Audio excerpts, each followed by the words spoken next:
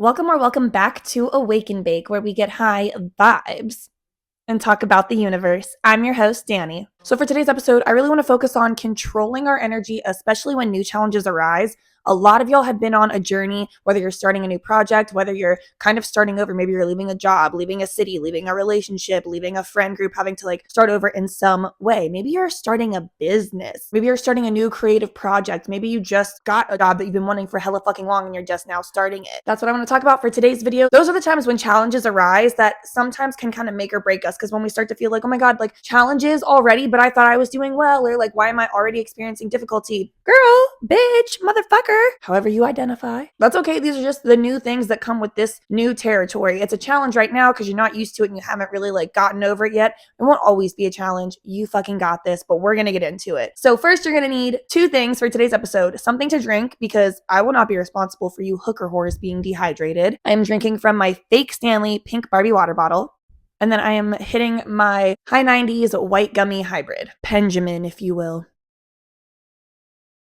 Okay, so let's jump the fuck into it. Number one, congratulations, bitch. You're fucking leveling up. That's amazing. I'm very happy for you. That's what we all wanted, right? Well, you're leveling up, having fun, smooth sailing, everything is good. I got through the hard part of breaking through from the stuff that was holding me back before. I'm ready for ease. Well, surprise, bitch. With growth is going to come new experiences. We're not familiar with them and we haven't had any practice with them and we're not used to it. It can feel like a challenge. It can be a challenge, but that's what we have to do. We have to see it as a challenge and not as an op, basically. I just want you guys to remember, you wouldn't be in this position if you weren't ready for it. So this challenge you're going through, you can fucking handle it. You've just never had to before. Doesn't mean that you can't do it. Doesn't mean you're not ready for it, okay? You have this situation because you're fucking ready for it. So get that in your fucking head. Number two, honestly, guys, you don't have to handle it perfectly every single fucking time. You're probably never going to handle a situation perfectly. The goal with these challenges is just to push yourself. You're kind of only in competition with yourself. How well can I handle this situation?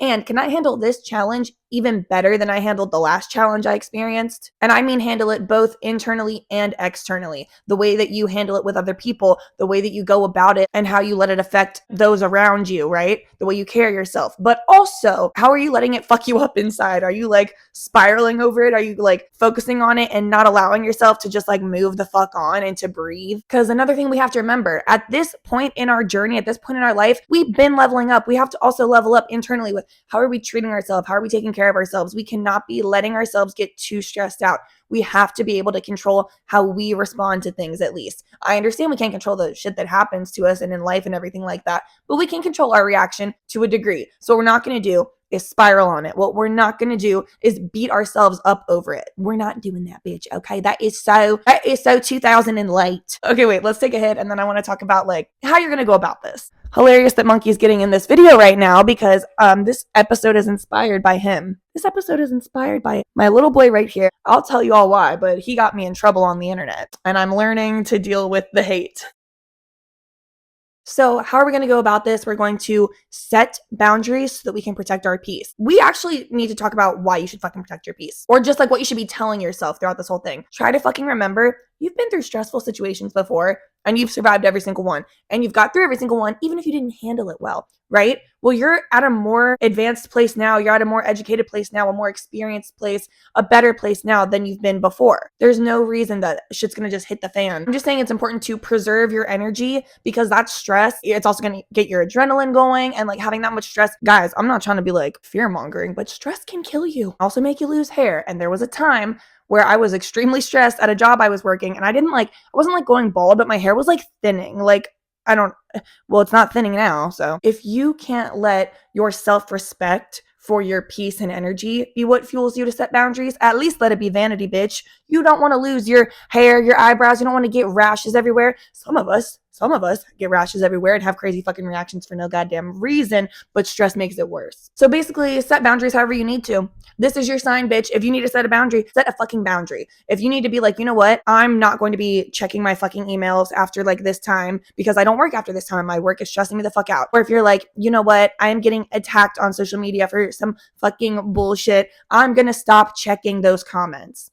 You should fucking do that. And the reason I'm saying that you need to have boundaries is because you will rise up faster and you'll be able to handle the situation better the more calm you are, and boundaries are going to help you stay calm. It's going to help you not spiral. Okay, take a hit, and then I'm going to confess what inspired today's episode, why I'm getting some backlash on the internet right now. Don't fucking judge me.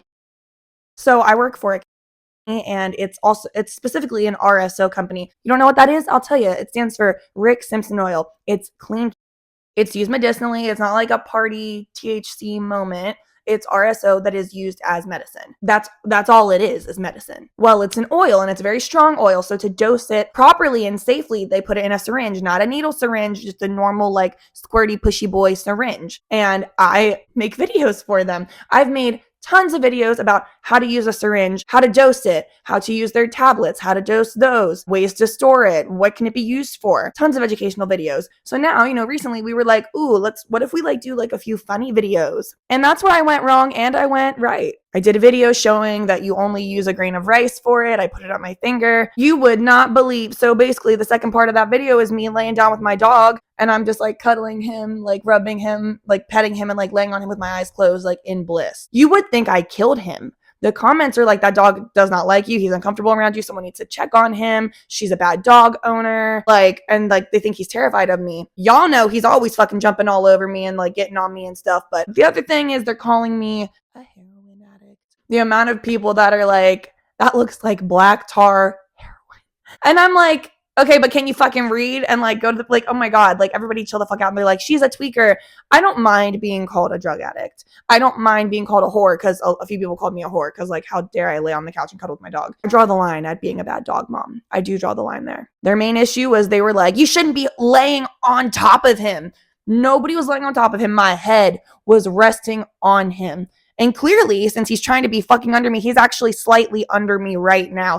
All of his legs are under me right now. How are you, dude? Is this child labor? Are you okay? You have it there, folks. He's fine. I'm bringing this up because honestly, something like this in the past would ruin me. People thinking I'm a bad dog mom, that would ruin me. But the thing is, I know I'm not a bad dog mom. And I know even if for 2 seconds he wanted to like wiggle around or move or something, yep, he'll be okay.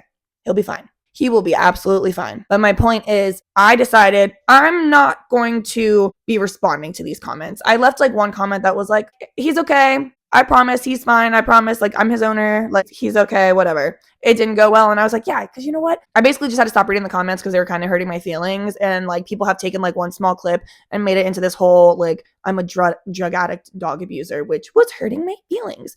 So what did I do? I set a boundary, bitch. Not going to read those anymore. Not going to read any more of the fucking comments, even the ones that people keep tagging me and being like, fuck you. How am I handling it though? Well, because I chose to set that boundary and not flip the fuck out, right? Because imagine I flip the fuck out on my work page. Nope. Well, instead I decided to just shut the fuck up and like let the internet do its thing. And the video got 1 million views. So do I wish the comments were nicer?